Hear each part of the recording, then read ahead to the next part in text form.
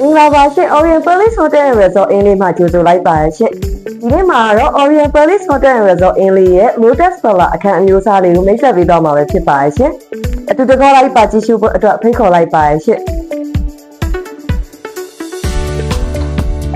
ဒီ Lotus Villa အခန်းအမျိုးအစားလေးမှာတော့ facility အနေနဲ့ coffee or tea လေးထည့်သွင်းပေးထားတဲ့အပြင်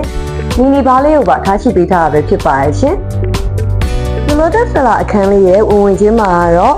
နိုင်တင်ကုန် safe box လေးပါရှိမဲ့ changing room လေးကိုထားရှိပေးထားတာပဲဖြစ်ပါရဲ့ရှင်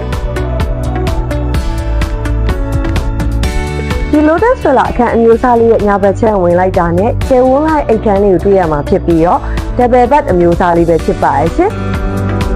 ဒီအိတ်ခမ်းလေးကနေအပြင်ထွက်လိုက်တာနဲ့ဒီဘက် balcony လေးကိုထားရှိပေးထားမှာဖြစ်ပြီးတော့ Lotus Villa ဆိုတဲ့အတိုင်းနဲ့အင်းလေးကလေးပြင်းနဲ့ကြာပင်လေးဝင်းရံထားတဲ့အလှကိုကြည့်ရှုခံစားလို့ရမှာပဲဖြစ်ပါရဲ့ရှင်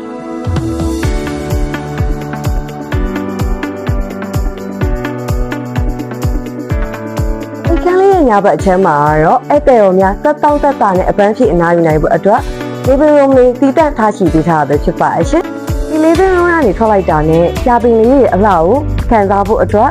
တည်တံ့ balcony လေးကိုလည်းထားရှိပေးထားတာပဲဖြစ်ပါရဲ့ရှင်ဒီ Lotus Villa အခန်းအမျိုးအစားလေးရဲ့ဘက်ဘက်ချမ်းလေးကိုဝင်လိုက်တာနဲ့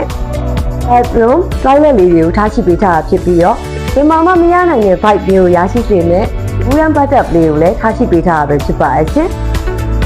ဒါကြောင့်မို့တောင်ပတ်လည်ဝင်းရံနေရဲ့အင်းလေးကန်ထပ်မှာမှ